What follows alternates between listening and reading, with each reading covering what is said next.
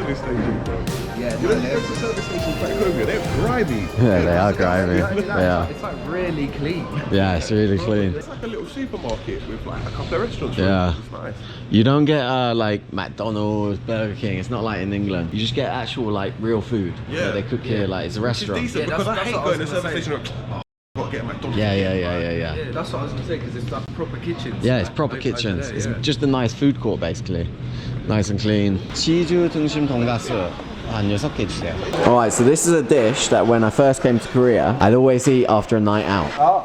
Yeah, there was this shop in the place called Hongdae. I'd always go there and I'd get the cheese one and it's basically a schnitzel with a layer of cheese in it as well, a pile of rice on the side, and then this special sauce they put on top of it, which they don't use for any other dish. I've only ever seen it on this dish, yeah. And it's hard to put into words, that sauce, what it tastes like. Is it a white sauce? No, it's brown. That's a brown. Is it spicy? It is not spicy, no. It's not a spicy dish at all. It's a little bit sweet, the sauce. Bit Probably sweet. going to be sweet, isn't it? It's either sweet Yeah. or spicy in Korea. It's like one of the two flavors, sweet or spicy. Yeah, there it is. That meaty goodness. Wow. Looks good, mate. Yeah.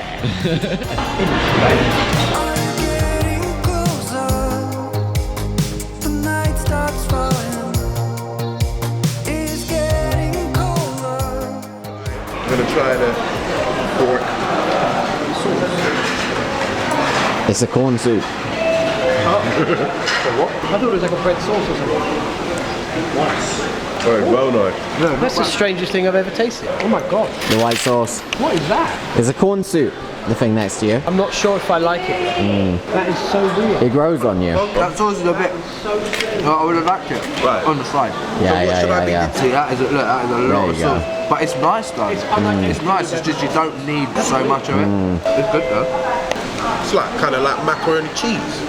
Sauce. But I wouldn't even know what to compare that to. Do you know what that tastes like to me? Shortbread, yeah, but not sweet. Like this. Yeah. Oh really? Oh yeah. Yeah. Like a It tastes like sweet treat, shortbread yeah. with no sugar in it. That's a really well done. Was it? Culinary genius here, mate. The pork is really tender. Taste it, you'll see. Oh my god. Really tender. Whoa. That is wicked. I don't know what that is. You lot love these salads. They're good. We like clean eating, innit? I never eat them. Do you not? I find the sauces too sweet for me on the salads. Yeah, oh no. That's like a custard that's, you know, like at the bottom of a tray from Christmas when no one wants the last dregs of it. I don't like that. The salad. It just tastes like an apple. Way too sweet, man. So what are your thoughts on the donkas? Good meat, yeah. Yeah, I like it. I like it, man. It's nice with a bit of cheese in there, isn't it? And it's nice to use a knife and a fork again.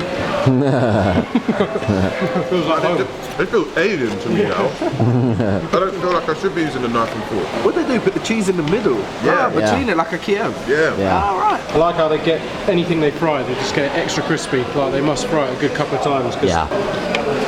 that's solid, mate. Even with the sauce on, it's crispy. Yeah, they do Yeah. it really well. This is like a there's nothing special in Korea. This is like a comfort food, I guess. Well, you can go to like specialized places for it and get like really like flavoursome like crazy stuff. But usually it'd be like, you know, like you fry up or whatever.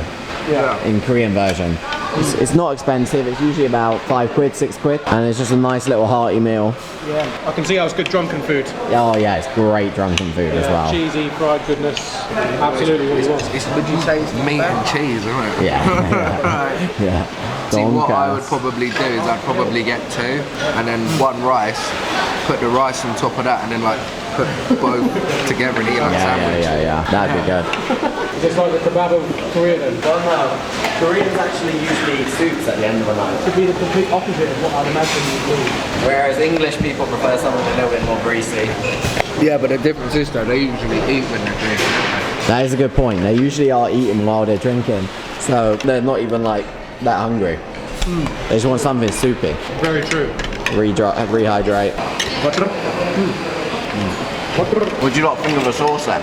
I like the sauce. I think it's not dissimilar to English sweet and sour. It almost tastes a little bit familiar. It's the wrong, Yeah. It's not the same colour, but it's got the right smells and the right aftertaste and everything. Yeah. You reckon? Yeah. Nah, not for me. So boys, we have come to a place called Cheonju. Now Cheonju is most renowned for its traditional Korean Hanok village. Anyone remember what Hanok is? I've said it a couple times. I can't remember. Oh no! It's Korean traditional houses. Oh, right, yeah. The rest of Cheonju is, you know, like modern and industrialized, but this place still remains as it would have been in like the 15th century. What a contrast. So Hanok are Korean traditional houses, and they're usually separated into two sections. There's sarangche and anche. Sarangche is for the men, because the men and women would be separated within the houses. Right, jeez. And anche is for women, and it's usually deeper within the houses to keep it quiet and a little bit more hidden.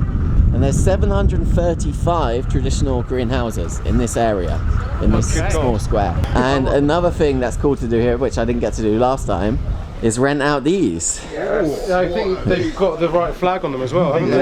Yeah. And they're ready for us. Yeah, I told them to put the flags on this morning. So we're going to be getting these as well. Oh man, that's brilliant. That's sick. There's also a shrine in here from the 15th century which has some portraits of past Korean kings as well, which is pretty cool. And it's just a great place to come for some culture.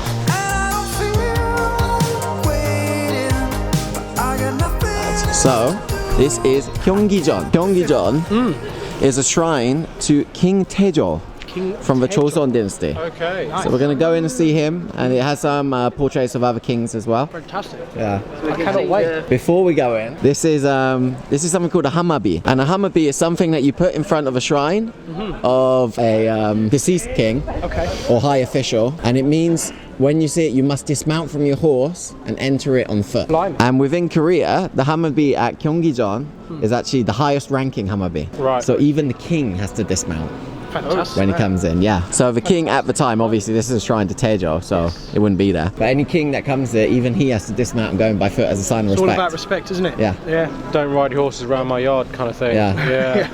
Well, I'm glad you told me that, Yeah. because I wouldn't want to be riding my horse around here without knowing what this means. Very fun guy.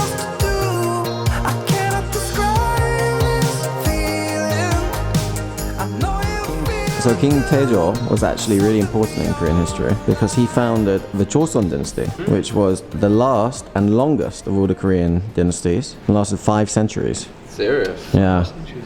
From the 1300s. It's probably changed over time. You think that's like, Yeah. you say 1300s, didn't you say? That's from the Joseon dynasty, so yeah. They started in the 1300s, so it could be anywhere So that since could then. be, yeah, so that could be anywhere up to what, like 800 years, isn't it? Oh my days. So they've definitely got a unique style of drawing over here, haven't they? Yeah. Oh, I'm loving it. Give me some more. Give me some go- more history, please. You can go downstairs as well. This guy was actually the final king of the Joseon dynasty, which ended in 1910. And he actually proclaimed himself as Emperor of Korea. Yeah. He made himself an emperor, Yeah, did he say that? Yeah, that's why he was wearing yellow. Yeah. Not He was the blue. first emperor and last king of the Joseon dynasty, King Gojong. Koreans have had it rough. Yeah. This hasn't been easy for them, has it? Well, in the 20th century, yeah, it was a very, very rough century for them. They've done well though. Blimey.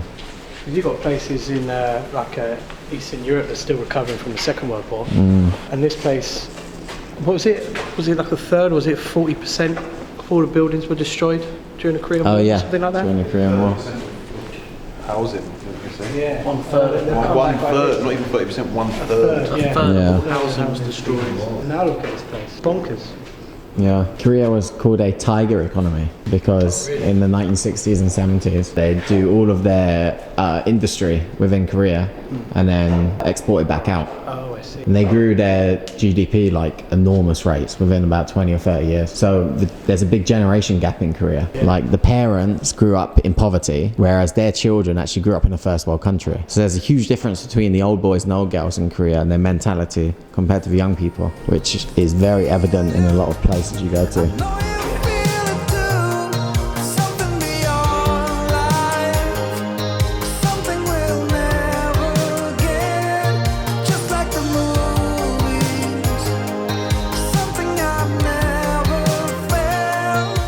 Got a picture of the front of my Batmobile. That is incredible. Oh my god. These are so much fun. Honestly. Yeah, that Oh was, my that was God. a lot of fun. These are well Oh good. my god. Long it hurts like hell, and this day sounds so